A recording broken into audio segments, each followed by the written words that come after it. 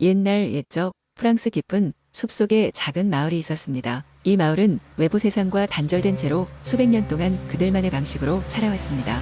마을 사람들은 대대로 내려오는 전통과 이야기를 소중히 여기며 살아갔고, 그 중에서도 가장 특별한 이야기는 숲의 정령에 관한 것이었습니다. 숲의 정령은 마을을 보호하는 신비로운 존재로 알려져 있었습니다. 전설에 따르면 숲의 정령은 숲이 처음 생겨났을 때부터 그곳에 머물며 숲과 그 속의 생명체들을 지켜왔다고 합니다. 정령은 정해진 시간마다 마을에 나타나 좋은 일이 일어나게 돕고, 나쁜 일이 생길 조짐이 있을 때는 미리 경고를 주곤 했습니다. 마을 사람들은 매년 봄마다 숲의 정령에게 감사의 표시로 축제를 열었습니다. 이 축제는 사흘 밤낮으로 이어졌으며, 사람들은 빵과 와인을 나누고 음악과 춤으로 숲의 정령을 기쁘게 했습니다.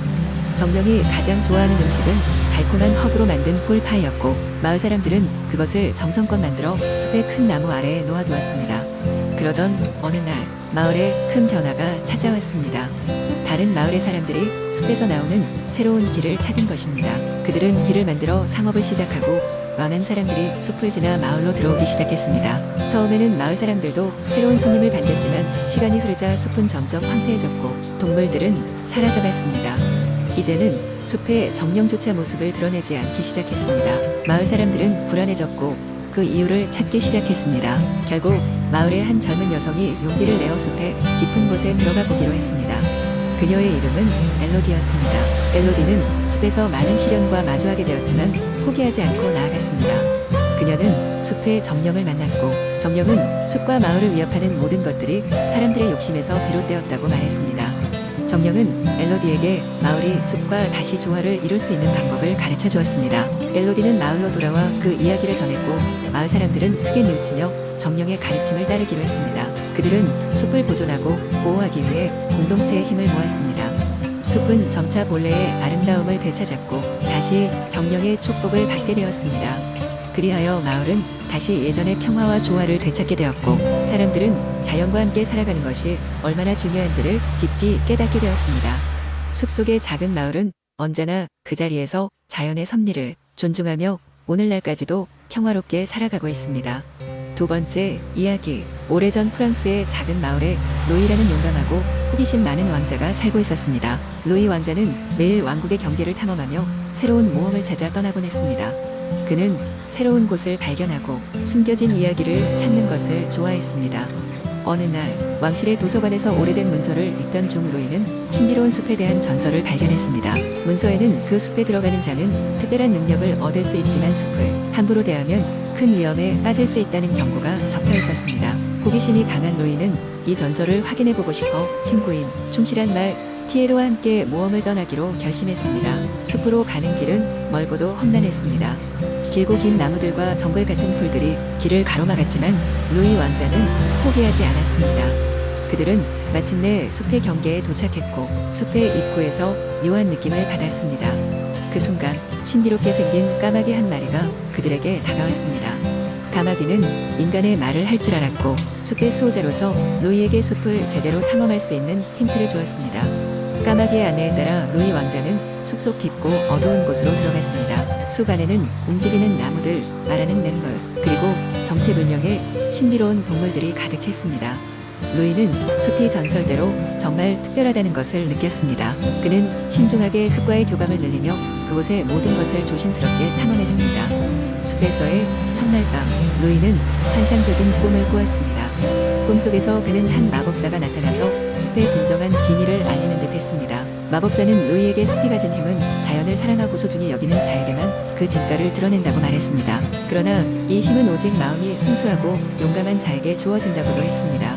이후 며칠간 루이는 숲 깊숙한 곳을 탐험하며 여러 가지 모험을 경험했습니다. 그는 머나먼 폭포를 발견하고 말하는 거북이와 대화를 나누기도 했으며, 수호신인 늑대와 함께 밤하늘을 올려다보았습니다. 숲을 소중히 여기는 루이의 마음은 숲의 주민들에게 커다란 신뢰를 주었고, 그들은 하나둘씩 루이에게 마음을 열기 시작했습니다. 모험의 마지막 날, 숲의 가장 깊숙한 곳에 다다른 루이는 한 웅장한 나무를 발견했습니다.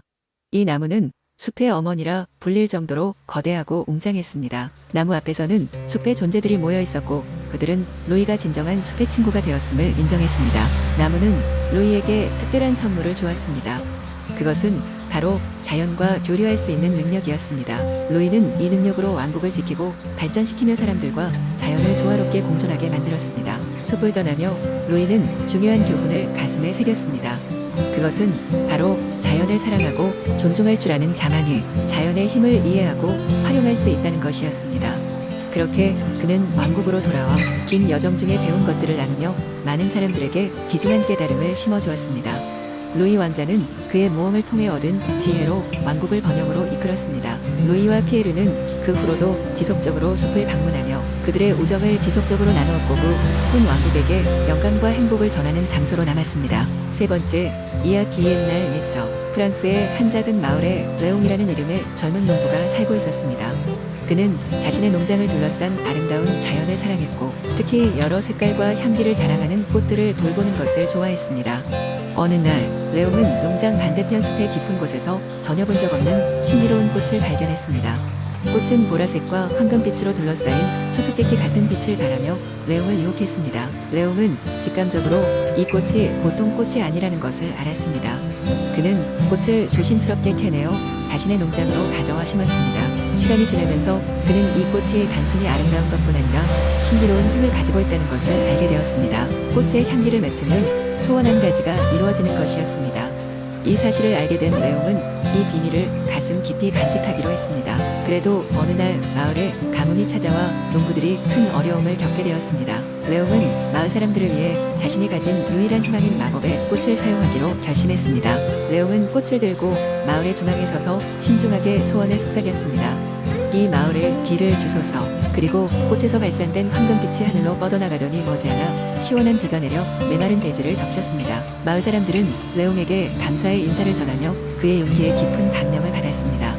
레옹은 자신의 소원이 마을을 구했지만 더 이상 꽃의 힘을 사용할 수 없다는 것을 알았습니다.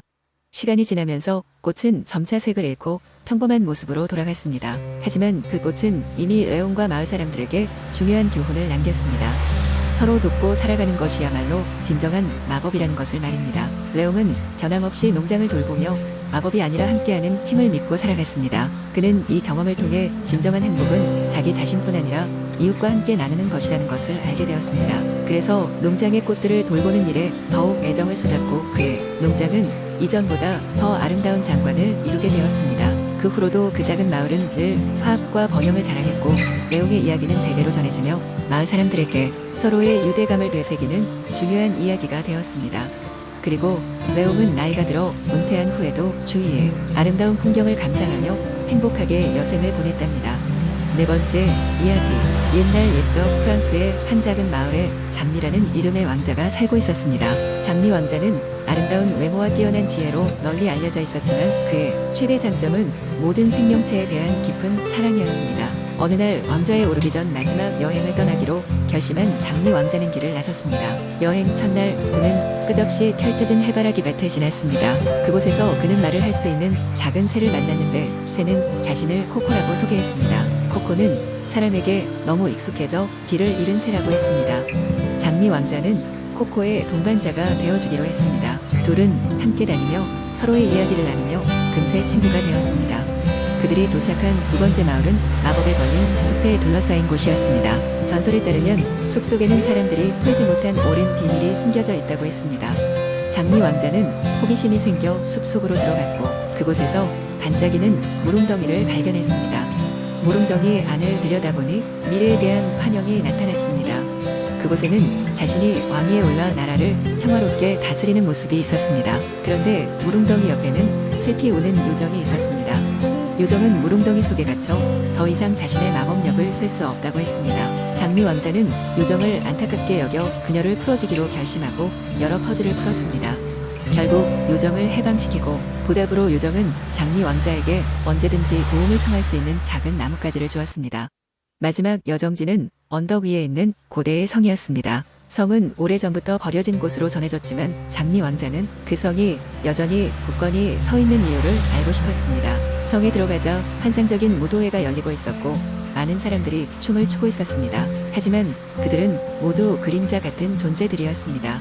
장미 왕자는 이 성의 주인이면서도 누군가의 저주에 걸려 그림자가 된 공주를 알게 되었습니다.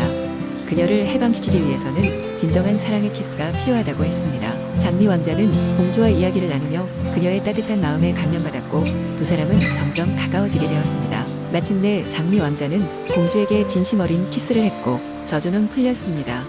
공주는 그림자로부터 해방되어 본래 모습을 찾았습니다. 무도의 장의 그림자들은 모두 실제 사람들이 되어 성은 다시 활기로 가득 찼습니다.